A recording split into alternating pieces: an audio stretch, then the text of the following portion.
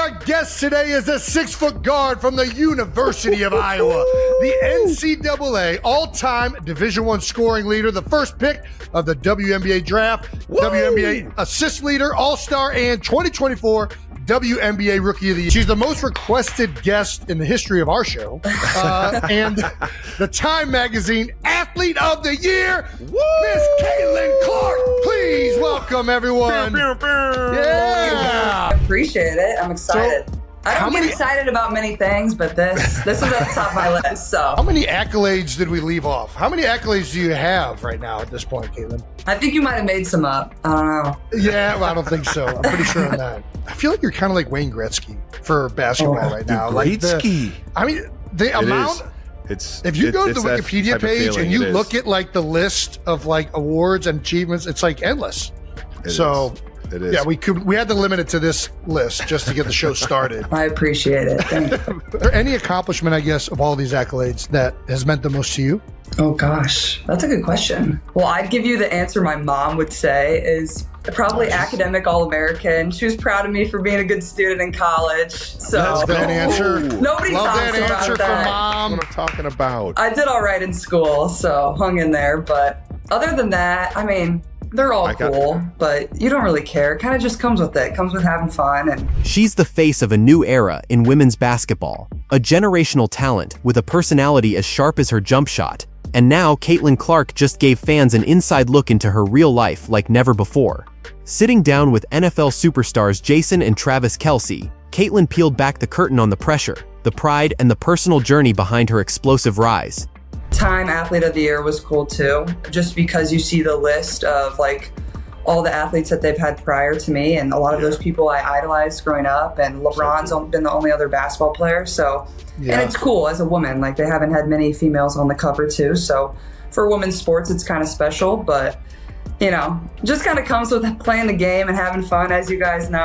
That's how long have you been a part of the kingdom? I'm sorry, Jason. That's you can apologize to me. I'm honorary member. I'm a Midwest kid, so there's this picture that's been circulating a couple years ago when I was on Peyton Eli's Monday Night Show, where I'm in a full Chiefs outfit. I had family in Kansas City, and I grew up in Des Moines, Iowa, which is only 3 hours from Kansas City. So that's just the closest NFL team. So my dad was a big Chiefs fan growing up. From her record-breaking NCAA run to becoming the WNBA's Rookie of the Year, this wasn't just another interview. It was a raw, revealing conversation filled with surprising moments that had fans buzzing. Let's dive into the biggest takeaways from Caitlin Clark's powerful chat with the Kelce brothers, the moments that prove she's not just a baller, she's the real deal. Caitlin Clark has already made history in more ways than one. People think I'm like a bandwagon Chiefs fan. I'm like, no, I was there before Patrick and Travis. Like I love it. We were ride or die, so we've been big fans, and now obviously all the success you guys have had has made it a lot of fun for us. Who was your childhood like? My brother loved Tony Gonzalez. Like that was Tony his guy. Yeah. What a guy. So he was the chief. We would go to like one game a year growing up with my cousins down in Kansas City. That's so and we fun. still try to go. We went to the Christmas Day game last year. I think the year before you might have played on Christmas Eve, maybe. We went to that. We were sitting outside for that one. My toes were like about to fall off. My fingers about to fall off. I don't get how you guys play in that type of weather, but it's fun. And like obviously we got heaters on the sideline. Arrowhead's not too bad. From becoming the all-time leading scorer in NCAA Division I history to going #1 in the WNBA draft, her resume is packed with accolades. But as she made clear in this interview, those milestones aren't what define her. When asked which accomplishment meant the most to her, Caitlin didn't immediately mention a trophy or record. Instead, she reflected on something deeply personal: the pride her mom felt when she became an academic All-American. Got some time. So hopefully I can make it to a Chiefs game here soon. Maybe a playoff game or something. So I'll tell you what, we punched our ticket, so we're definitely we're gonna at least have. I would assume we at least got one at Arrowhead, but you know, you're invited to them all. So all right, appreciate you guys. Thank you so much. That glimpse into her family values set the tone. Caitlin's greatness isn't just in her stats; it's in her humility. Being named Time Magazine's Athlete of the Year was another surreal moment for Caitlin. As she talked about joining the same list as legends like LeBron James, she acknowledged how rare it was for a woman, especially a female basketball player, to earn such a spotlight. It's something she doesn't take lightly. Oh, it was always a big deal. My dad always had them on, whether we were in the basement, whether we were upstairs.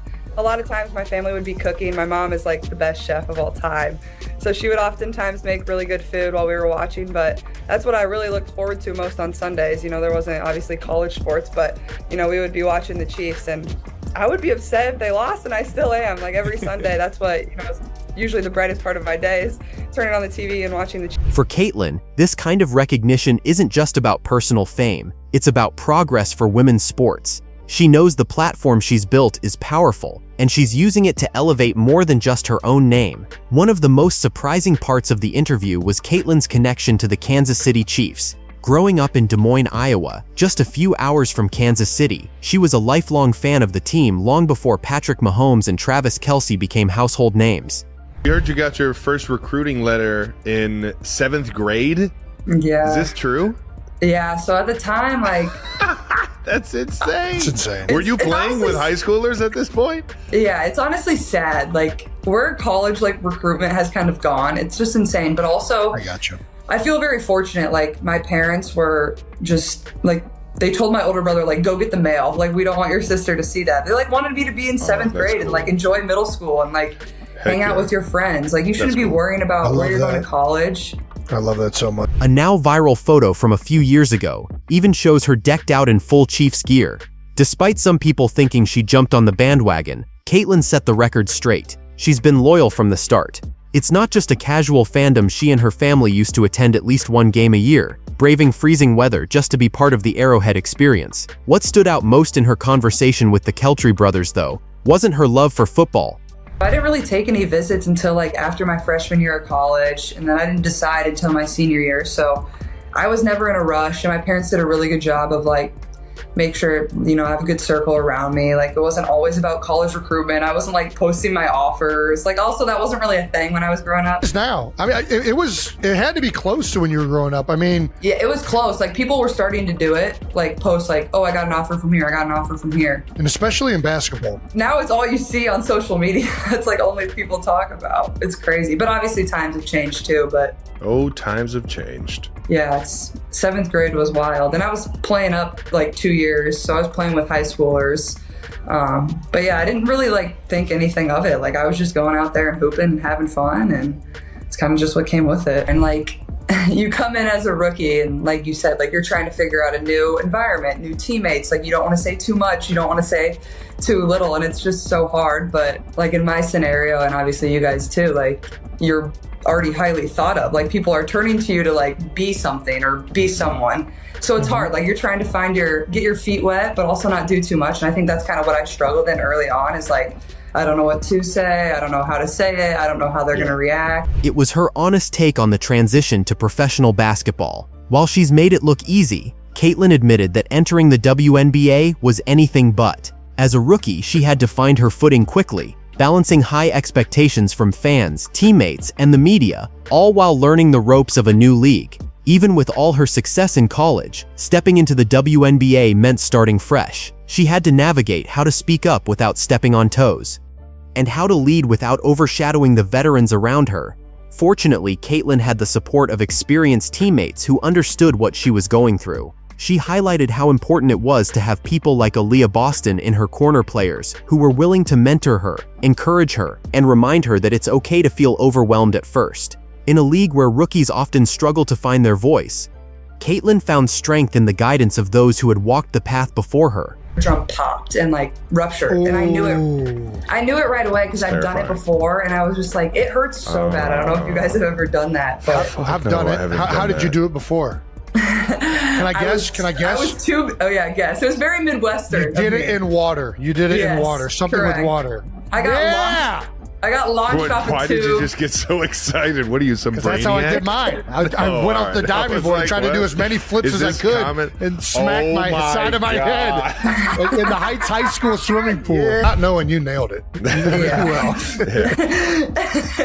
But also, like, I had a lot of really good vets around me too, so I feel very grateful for that. And we had a fairly young team too, so like people had been through it fairly recently, so they knew how I felt. But like, I feel like that definitely is a huge challenge, and that goes for whatever professional sport. Like, you're trying to learn, but also people are looking at you like you got to perform and like be what they drafted you to. I love Aaliyah Boston pouring into this young rookie. It's supposed to be hard. This is an adjustment period, and Aaliyah making sure that her rookie knows we have your back. I just wanted to get ahead of it because I know this transition is tough. Just being undrafted and being a rookie, it's very unlikely that a vet, just take you in when you got the same position. In fact, one of the most relatable moments in the interview was when Caitlin compared herself to her male counterparts, who faced similar growing pains. Travis Kelce opened up about how difficult his early days in the NFL were, the confusion, the pressure, the uncertainty, and Caitlin echoed those feelings. She explained how hard it was to know when to speak, how to build trust with new teammates, and how to meet the expectations of an entire fan base waiting to see her shine. But through all of that, Caitlin stayed grounded. She kept showing up, she kept playing hard, and most importantly, she stayed true to herself. Her honesty in this interview reminded fans that even the brightest stars experience doubt.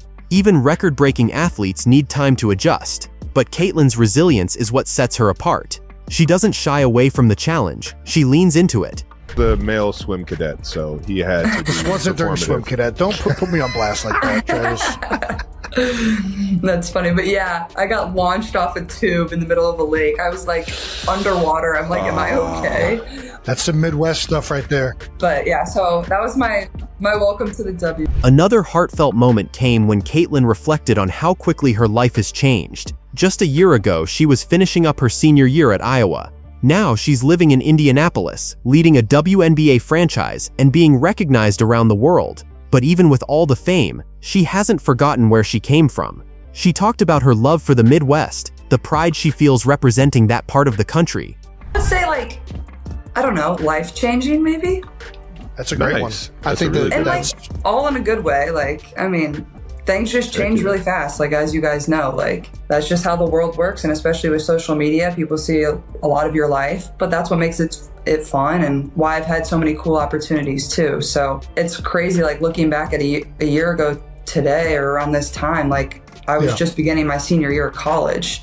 And obviously, people knew who we were and people attended our games, but it's obviously not on the magnitude that it is now. So life just changes fast, but that's what makes it fun and cool. And quickly started a new chapter of my life too, moving here to Indianapolis, and feel lucky I'm still in the Midwest. I know you guys like the Midwest, so. I've been in the Midwest my entire life. Jason's officially an East Coaster now. Yeah, but Philly, of all the East Coast cities, kind of has some Midwest feel to it. It's the most west. I don't think Philly wants to hear that. They'll probably hate that I said that, but whatever. Yeah, they're not going to like that comment. They want to be far from the Midwest. No doubt. Exactly. And how grateful she is to still be close to home, even in this new chapter of her life. There was also a moment of clarity when Caitlin was asked about being a role model. She admitted that sometimes the pressure of being an icon can feel heavy, especially when so many young fans are watching her every move. But Caitlin made one thing clear: while the awards and recognition are great, her real focus is the game.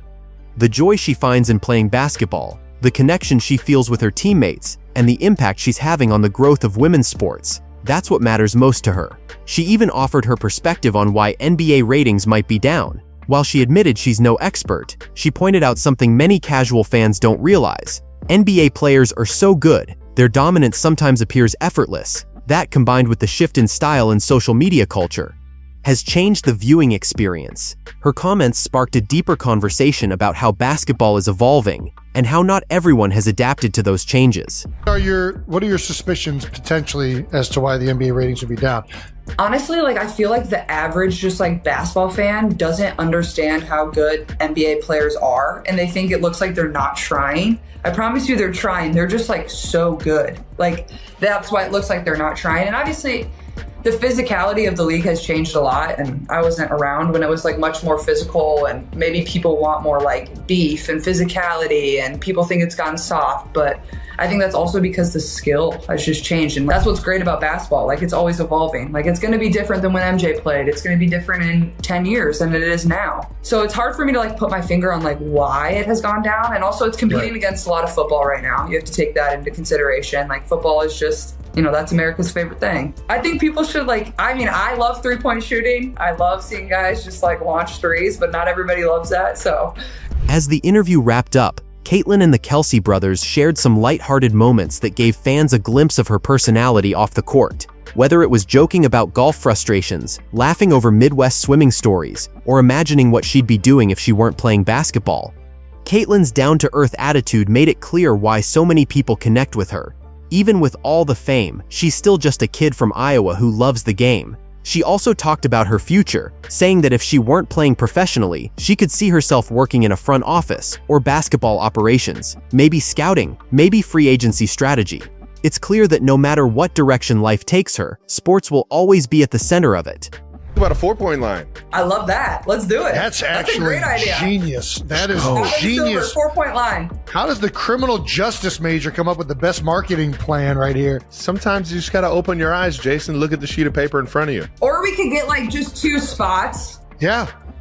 What about you're saying that everybody's questioning how physical the game is. What do you think a hockey style fight once a game? Just everybody picks a fighter. Who doesn't like a boxing good gloves so nobody 2-minute gets too penalty hurt. boxing, you can come back in, you don't get ejected. That's what I'm saying. That's when I loved it. I think it should be East versus West. Like that's true All-Stars. Like No doubt. East versus West, battle it out. That's what it was about. Yeah. So I think that's what it should be, but obviously not the commissioner. Mm-hmm. I'm on board for East versus West All-Stars. I think that's the whole point of it. That's why you're an All-Star. It's the best from the East versus the best from the West. Play each other. See which side's better. I'm not gonna lie. I'm not a fan of any of these in-season tournaments that the NBA's doing. Yeah. I was actually talking about this today. How are you not? What is there to not be a fan of? All the funky floors, and then there's tournaments, and they don't mean crap. Can we just play basketball? Can we just play basketball? I'm getting like a migraine looking at the neon green floor. You hit a person on a tee box. I don't know how you do that. Okay. Who would hit a person on a tee box? Yeah, I know I can relate. Jason, I don't know if you played in enough pro-ams yet to hit anybody, but the video that was going viral where I like completely topped it. So it's crazy. Like we're playing like these long par 3s that are like 200 yards. I'm like, I'm not good enough to hit a par 3 like 200 yards. Like, so I whip out my hybrid. I'm like teeing up my hybrid club. Just top it like straight at fan to the left. Been there. But I think they dodged it down the third base line. But I nailed somebody on a different par 3, like some woman, like right in the shoulder, like shoulder. And I saw a TikTok like the next day, just like black welt on her arm. Oh yeah. Well, that's just how you hit her good. You just got a black. Ultimately, this interview wasn't just a fun crossover between basketball and football. It was a reminder of how hard the journey to success really is. Whether you're a WNBA rookie, an NFL veteran, or a young athlete trying to make your mark, the path is rarely easy, but it's the challenges, the lessons, and the people you meet along the way that shape who you become. Are you more competitive in golf or basketball? That's hard. I think like golf makes me more mad because I'm not as good at it. Like I'm just like the average hack, and like you want to be good, like you're competitive, just like basketball or football. Like it's like, why am I not good at this? So, and it's an individual sport, and we're used to team sports, so I think that's what pisses me off too. It's like, it's all on me, and I know it's all my fault, so. What would Caitlin Clark be doing? You said you were a marketing major. Would you have gone more into that world, or you think you would have jumped into something else? Oh, man, that's tough. I think if my basketball career would have ended, I still would have loved sports just because it was like such a huge part of my childhood and like what I did. Yeah. So I don't know, maybe like try to work in like a front office of a sports organization or something like that. I think that would be cool. Not like the coaching side of it, but like the operations side and getting to do like free agency stuff. And Caitlin Clark's conversation with Jason and Travis Kelce gave us more than just laughs. It gave us insight, inspiration, and a powerful reminder that even the biggest stars are still human. Her story is about more than records and highlights. It's about resilience, growth, and staying true to who you are, no matter how bright the spotlight gets. So what did you think of Caitlin's revelations in this interview? Drop your thoughts in the comments below. We'd love to hear from you. And if you enjoyed this breakdown, don't forget to like, subscribe, and hit that notification bell so you never miss a moment of greatness. Thanks for watching, and we'll see you next time.